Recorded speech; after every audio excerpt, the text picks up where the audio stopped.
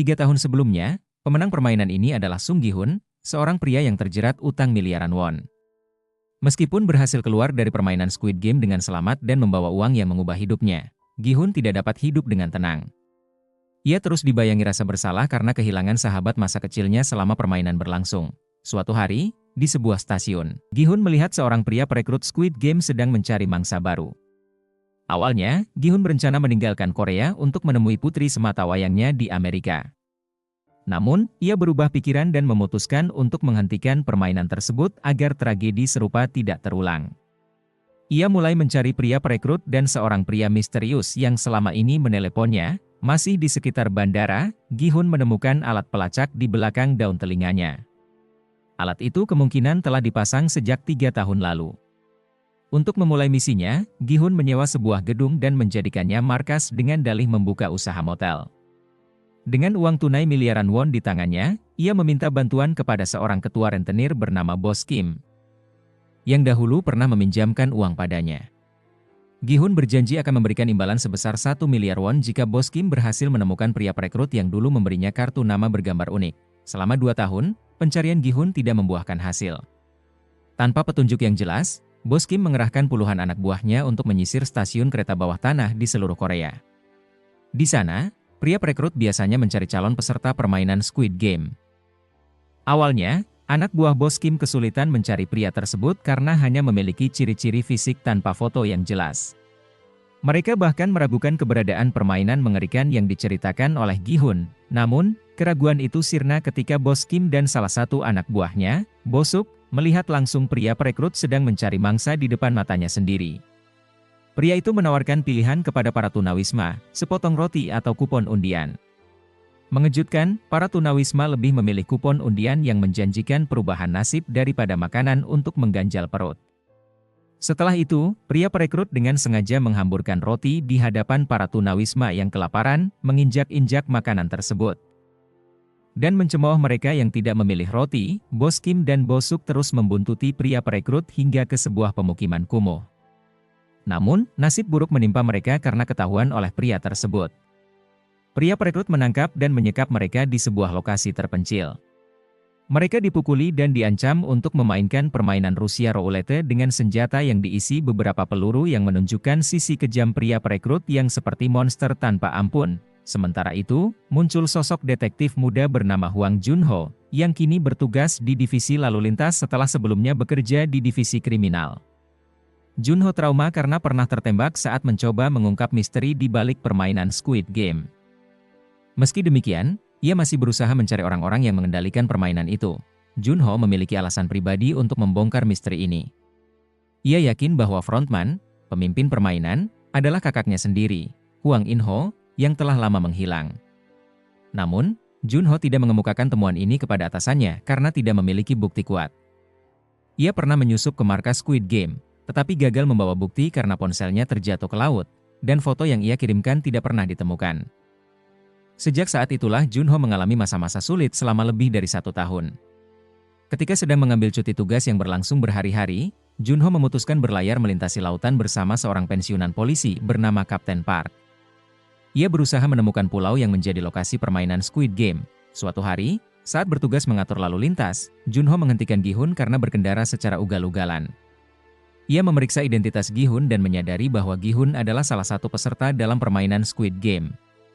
Setelah mendapatkan informasi tambahan, Junho menemukan bahwa kendaraan yang digunakan Gi-hun disewa dari seorang rentenir yang beroperasi di bawah naungan Bos Kim. Dalam penyelidikannya, Junho menemukan data pinjaman Gi-hun di dalam laci kantor Bos Kim. Di tengah pencarian, seorang anak buah rentenir masuk ke kantor untuk mengambil senjata api. Junho bersembunyi di balik dinding sambil mendengarkan percakapan. Dari pembicaraan itu, ia mengetahui bahwa Bos Kim telah dibunuh oleh pria perekrut melalui permainan maut, dan pria tersebut kini sedang dalam pelarian. Pria perekrut mengetahui bahwa Gi-hun sedang mencarinya. Tidak butuh waktu lama baginya untuk melacak keberadaan Gi-hun yang menginap di sebuah motel. Tanpa diduga, pria itu sudah menunggu di kamar Gi-hun sebelum ia sempat kembali. Dengan perasaan gugup, Gi-hun menyambut pria tersebut dan berdalih bahwa ia mencarinya untuk berterima kasih atas hadiah puluhan miliar won yang diterimanya.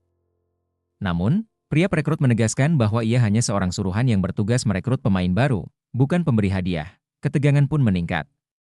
Pria perekrut mengejek Gi-hun, mengatakan bahwa ia tidak akan pernah lolos dari pengawasan bos besar permainan sekalipun berhasil keluar hidup-hidup. Gi-hun, yang tak mau kalah, mencemooh pria itu sebagai anjing pesuruh yang tunduk pada pemimpin permainan. Kesal, pria perekrut mengancam Gi-hun dengan pistol dan memperingatkan agar ia tidak menghalangi jalannya. Dalam suasana penuh emosi, pria perekrut mengusulkan permainan maut. Mereka bergiliran menarik pelatuk pistol yang hanya memiliki satu peluru di dalam silinder. Keduanya menerima tantangan ini. Saat giliran Gi-hun, ia beruntung karena peluru tidak meledak. Sebaliknya, giliran pria perekrut berakhir tragis karena pistolnya justru meletus, membunuhnya di tempat sesuai aturan permainan yang telah disepakati. Suara tembakan terdengar hingga luar motel, menarik perhatian Junho yang berada di sekitar lokasi. Ia segera memeriksa kamar dan menemukan Weo-suk, seorang anak buah rentenir, dalam keadaan disekap di sebuah ruangan lain. Weo-suk mengaku bahwa ia telah membantu Gi-hun mencari pria perekrut. Gi-hun kemudian menemukan sebuah amplop hitam di saku pria perekrut. Isinya adalah undangan untuk datang ke sebuah klub malam pada tanggal dan waktu tertentu. Setelah membersihkan lokasi kejadian dan mengamankan jasad pria perekrut, Weo-suk dan Gi-hun memborgol Junho di kamar mandi. Saat berbincang, Junho mengingat bahwa ia pernah mendatangi rumah Gi-hun 2 tahun sebelumnya. Bahkan, Junho juga menyebut bahwa pertemuan mereka terjadi saat dirinya menyusup ke area permainan di pulau tersebut.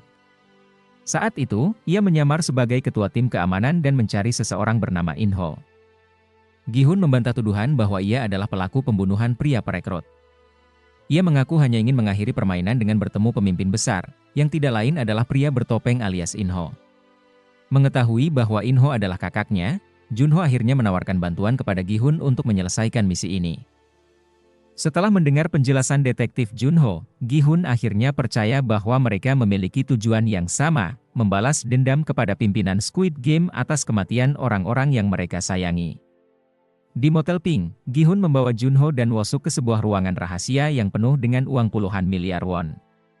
Bagi Gi-hun, uang tersebut bukanlah hadiah, melainkan darah dari orang-orang yang tewas, dan ia bertekad menggunakannya untuk melawan sang pimpinan.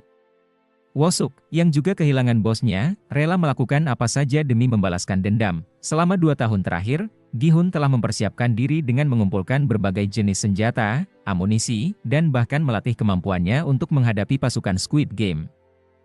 Ia menyarankan detektif Junho untuk berhenti dari pekerjaannya jika benar-benar ingin bergabung dalam misi ini. Sementara itu, di tempat lain, seorang wanita bernama Noel muncul. Ia adalah seorang warga Korea Utara yang tampaknya menyimpan masa lalu kelam. Saat ini, Noel bekerja sebagai badut di festival anak-anak.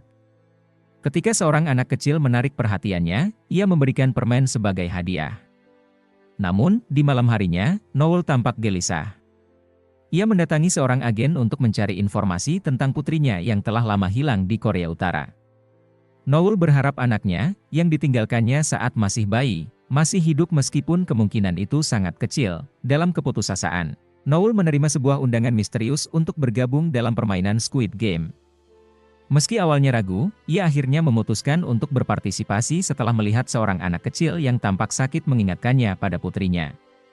Noel pun mengundurkan diri dan bertekad untuk bergabung.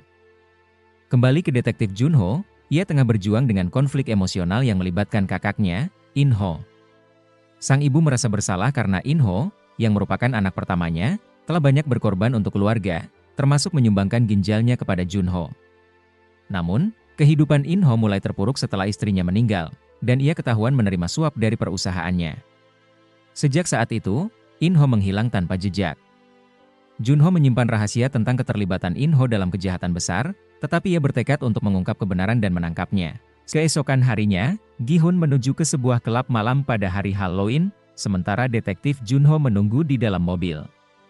Di dalam klub, Gi-hun bertemu seseorang berpakaian serba merah yang mengajaknya ke tempat lain. Namun, di saat bersamaan, Woo-suk yang menemaninya dihadang oleh penjaga lain dan dibuat pingsan dengan alat kejut listrik. Gi-hun kini terjebak dalam situasi berbahaya, menghadapi musuh-musuh yang tak terduga. Detektif Junho yang mengetahui bahwa Gi-hun dalam bahaya segera menyusulnya. Namun, ia terlambat karena Gi-hun sudah menaiki limousin berwarna putih. Junho pun memerintahkan para pengawal untuk melakukan pengejaran. Dua mobil yang berisi pengawal bersenjata dikerahkan untuk mengikuti limousin tersebut. Di dalam mobil, Gi-hun tidak menemukan siapapun. Ia hanya dapat berkomunikasi dengan seorang pria yang diakini sebagai frontman melalui sebuah alat komunikasi. Frontman mengatakan bahwa seharusnya Gi-hun sudah menikmati uang yang ia miliki dan menaiki pesawat menuju Amerika untuk bertemu putrinya.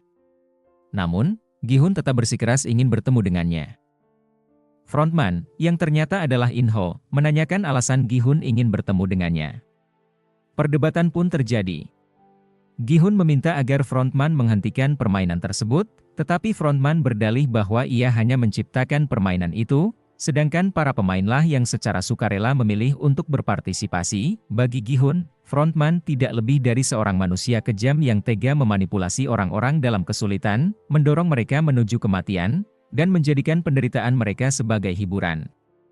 Meskipun kehidupan para pemain sudah penuh keputusasaan, menurut Gi-hun, mereka bukanlah kuda pacuan yang bisa dipertaruhkan sesuka hati. Namun, frontman tidak peduli dengan pendapat Gi-hun dan justru menantangnya.